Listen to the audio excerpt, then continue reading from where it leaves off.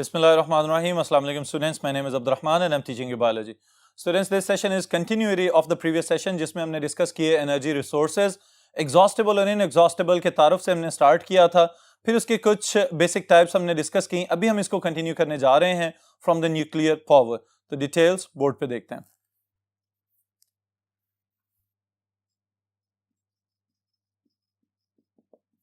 Alright students, इसमें पहले revise कर लीजिए कि आपने सबसे पहली जो चीज स्टडी की थी that is hydro electric power. Alright, then we discussed about the tidal power. फिर उसके बाद मैंने आपको एक चीज ऐड करवाई थी, सॉल्टर्स duct. Alright, and then we studied the wind power.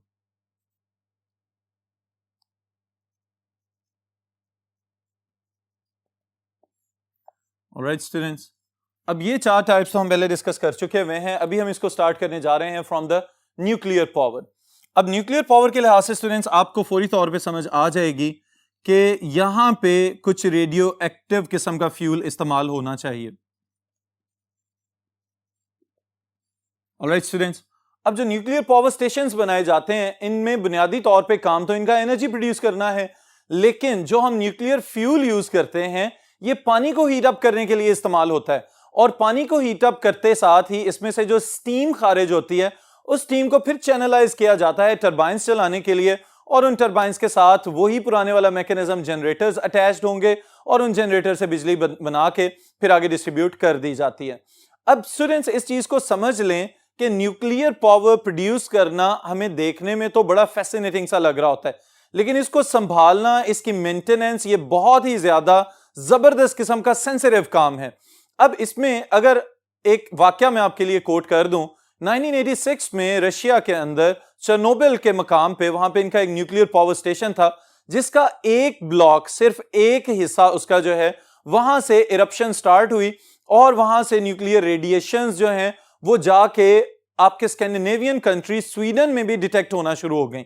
अब मौजूदा दौर में अगर हम देखें तो उस रशियन एरिया को यूक्रेन के हवाले कर दिया गया है या ये उसका हिस्सा बन चुका हुआ है, लेकिन स्टिल अभी भी जो सयाह वहां पे जाते हैं पहले तो उनकी डॉक्यूमेंटेशन की जाती है प्रॉपरली, फिर भी अगर वो वहां पे एंटर होते हैं तो वहां पे रेडिएशंस की जबरदस्त किस्म की इंटेंसिटी उनको फील करने को मिलती है। इसका मतलब ये हुआ कि न्यूक्लियर पावर स्टेशंस की जो एवरेज लाइफ 30 इयर्स बताई जाती है, उन 30 सालों के अंदर तो वो सेंसिटिव हैं ही हैं, लेकिन उसके बाद भी उसको मेंटेन करना और वहां से रेडियो एक्टिव पोल्यूटेंट्स जो रिलीज हो रहे हैं और उसके साथ ही साथ वो जो खतरनाक गैसेस रिलीज की जाती हैं, इसके लिए भी स्टूडेंट्स ये बात याद रखिएगा कि वो गैसेस जो उस पावर स्टेशन में से प्रोड्यूस होती हैं उन गैसेस का फ्लो बड़े तरीके से मेंटेन किया जाता है। इवन के किसी दिन अगर हवा का फ्लो आबादियों की तरफ हो तो उनको वहां पे उस वक्त रिलीज नहीं किया जाएगा। अगर इस चीज का अंदाजा हो कि उस वक्त हवा का फ्लो किसी दूसरे ऐसे एरिया में है कि जहां पे इंसानी आबादी नहीं है,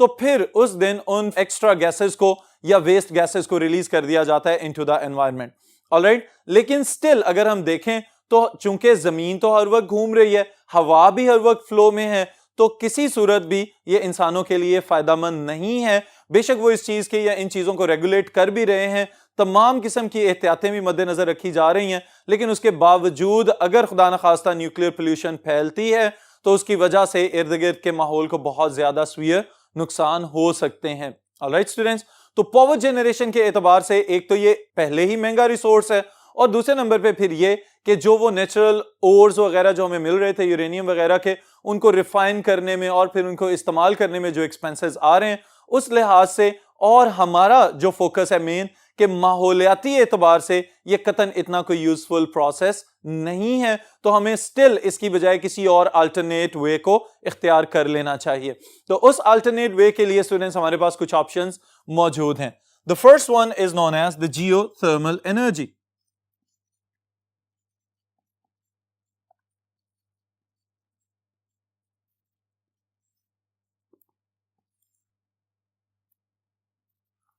जी स्टूडेंट्स, अगर आप इस लफ्ज के ऊपर गौर करें तो आपको अंदाजा हो रहा है जियोथर्मल एनर्जी। इसका मतलब यह है कि जमीन के अंदर हीट की एनर्जी भी मौजूद है। तो आपको इस बात का भी अंदाजा होना चाहिए कि जमीन है क्या, सूरज से अलहदा हुआ एक टुकड़ा है जिसका कोर अभी भी बहुत ज्यादा गर्म है। अब अगर हम किसी जगह पे वॉल्केनोज वगैरह को देखते हैं या हॉट स्प्रिंग्स अगर आपने देखे हो, गर्म पानियों के चश्मे या सुने हो, और इसी तरह अंडरग्राउंड गीजर्स का नाम कभी सुना हो, तो इस चीज का बखूबी अंदाजा हो जाना चाहिए कि जो जमीन के कोर में हीट है वो किसी ना किसी फॉर्म में अपने आप को एक्सप्रेस कर रही है। और स्टूडेंट्स, इस टेक्निकली अगर इस एनर्जी की हार्नेसिंग की हम बात करें तो इस चीज को समझिएगा कि जो कोर ऑफ द अर्थ पे हॉट लावा मौजूद है, उस लावा से निकलती हुई हीट जब ऊपर की जानिब को मूव करती है तो वहां पे आपके पानी की लेयर्स मौजूद हैं। अब वो जो वाटर है जब किसी जगह पे बहुत ज्यादा गर्म होगा तो स्टीम की सूरत में सतह के ऊपर निकलना शुरू हो जाता है।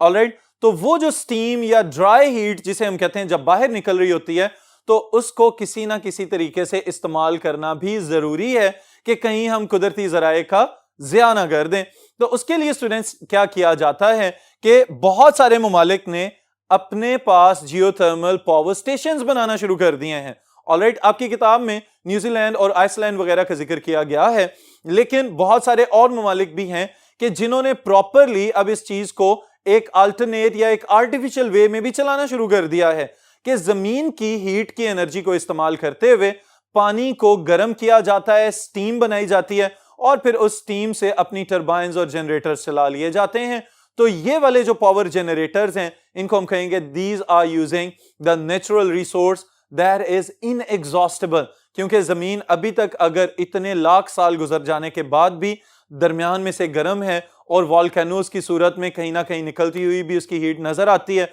तो इसका मतलब यह है कि इसको हम इनएग्जॉस्टेबल सोर्स में शामिल कर सकते हैं, इससे से ज्यादा एनर्जी हार्नेस की जा सकती है। लेकिन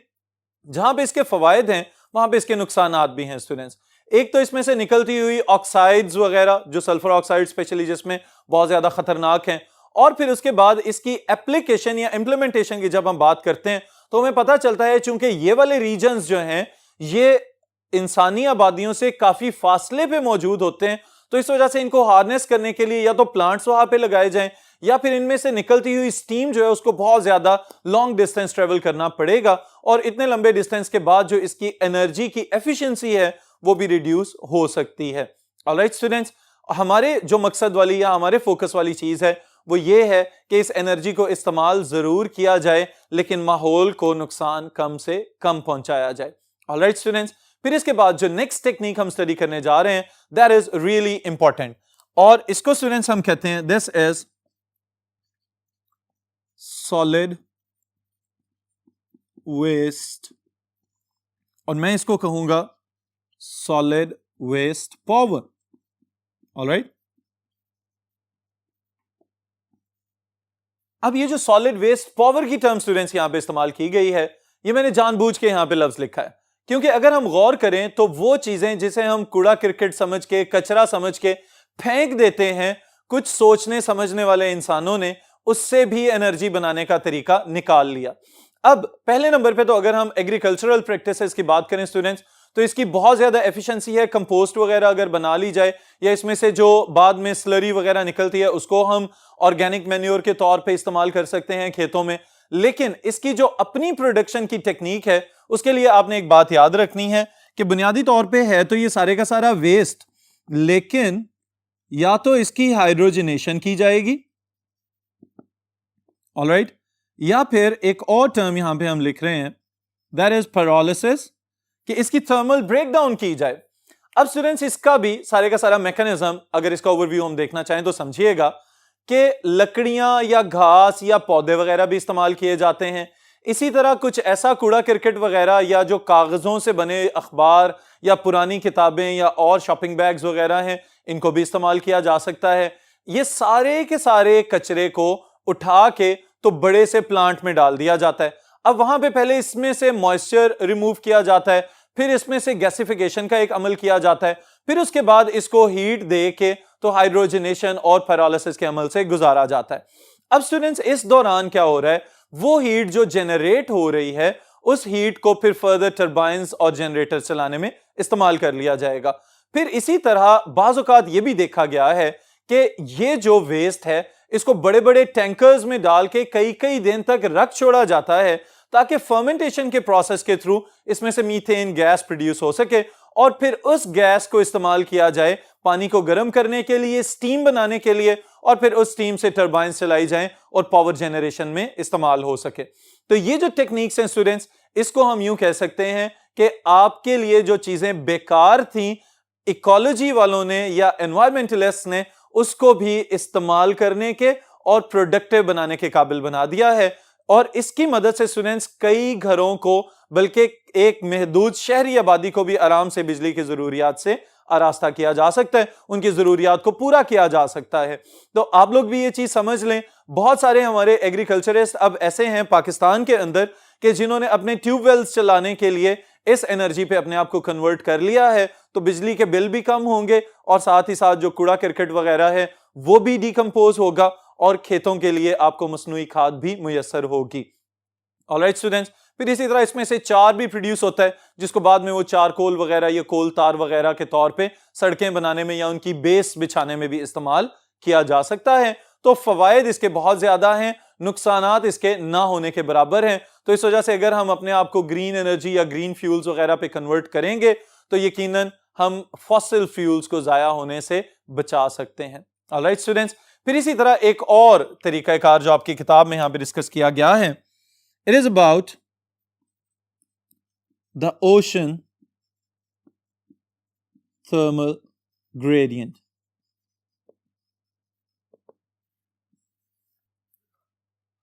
ओशन थर्मल ग्रेडियंट स्टूडेंट्स, अगर इन्हीं अल्फाज के ऊपर आप गौर करें तो हमें अंदाजा हो रहा है समंदर के टेम्परेचर में कहीं ना कहीं फ्लक्चुएशन आने की वजह से एक ग्रेडियंट डेवलप हो गया। ये ग्रेडियंट किस तरह से डेवलप होता है इसको भी देखते हैं।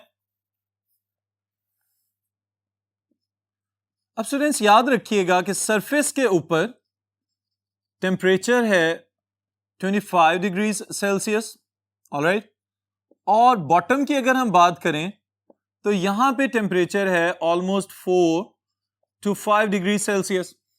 अब अगर आप गौर करें इन्हीं दो फिगर्स के ऊपर तो हमें पता चल रहा है कि सतह के ऊपर दर्जा हरारत ज्यादा है, पानी जल्दी एवेपोरेट हो सकता है। इसी चीज को एनहेंस कर लिया गया एवेपोरेटर्स लगा के। एवेपोरेटर्स लगाने की वजह से क्या होगा कि जो पानी पहले ही कंपैरेटिवली हॉट नजर आ रहा है, उस पानी में से पानी फटाफट एवेपोरेट होना शुरू हो जाएगा। ये बुखारात जो ऊपर की जानिब को उठेंगे, इनको टरबाइन चलाने के लिए इस्तेमाल किया जाएगा और उसके पीछे जो जनरेटर है टरबाइन के चलने से वो बिजली पैदा करना शुरू कर देगा। अब देखने में तो ये बहुत ही ज्यादा कारआमद लग रहा है मैकेनिज्म, लेकिन स्टूडेंट समझने वाली बात ये है कि जब इस प्लांट की इंप्लीमेंटेशन चल रही होगी किसी जगह पे, तो वहां पे मौजूद जो मरीन लाइफ है उसके ऊपर क्या गुजर रही होगी। तो इस चीज के हवाले से फायदामंद तो जरूर है, लेकिन इस चीज के खतरात भी हैं कि कहीं इस इंसानी कार्रवाई की वजह से वहां पे मौजूद बाकी जो वाइल्ड लाइफ है या जो मेरीन लाइफ है वो मुतासर ना होना शुरू हो जाए। ऑलराइट स्टूडेंट्स, तो इस पॉइंट पे भी जरूर गौर कीजिएगा कि हम सिर्फ कहीं अपने फायदे की खातिर बाकी सारे के सारे लाइफ को नुकसान तो नहीं पहुंचा रहे। फिर इसके बाद स्टूडेंट्स आखिरी बात, और वो ये कि इन तमाम चीजों के लिए हम अगर समराइज करना चाहें कुछ पॉइंट्स को तो किस तरह से लिखेंगे। सबसे पहली एक ही बात, and that is conservation of resources.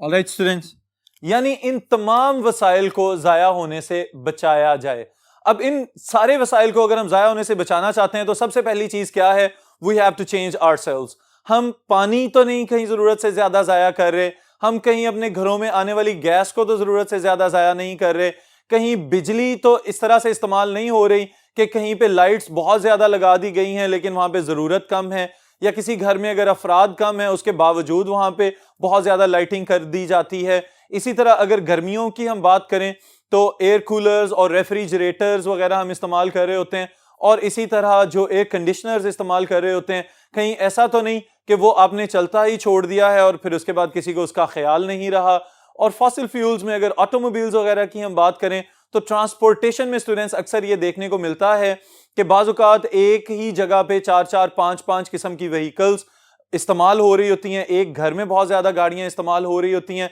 तो उस चीज को उनको रखना it is not a bad thing, लेकिन अगर हमारे पास वसाइल की कमी हो रही है और हमें इस चीज का खुदा न खास्ता खतरा है कि कहीं हमारी आने वाली नस्लें इन आसाइशों को हासिल ना कर सकें, तो फिर ज्यादा सोचने वाली चीज है कि इसलिए हम अभी से अगर कुछ अक़दार को अपना लें कि जैसे बहुत सारे मगरबी ममालिक में बहुत ज्यादा सिविलाइज्ड नेशंस ने कुछ चीजें अपना ली हैं कि ऑटोमोबाइल्स वगैरह को इग्नोर करके पब्लिक ट्रांसपोर्ट से इस्तेमाल की जाए, इसी तरह कोई ना कोई दिन ऐसा रख लिया जाए कि जिस दिन एटलीस्ट हम अपने घरों में मौजूद गाड़ियों को इस्तेमाल ना करें, या कोई दिन ऐसा रख लिया जाए कि जिस दिन हम ये अहद कर लें कि उस दिन हम कम से कम फॉसिल फ्यूल्स वगैरह को जलाएंगे या इनका इस्तेमाल जो है उसका जरूर ख्याल रखेंगे। तो इन सब चीजों पे खुद भी गौर करें, दूसरों में भी ये अवेयरनेस फैलाएं। फिर इंशाअल्लाह ताला नेक्स्ट सेशन में नेक्स्ट टॉपिक के साथ मुलाकात होगी।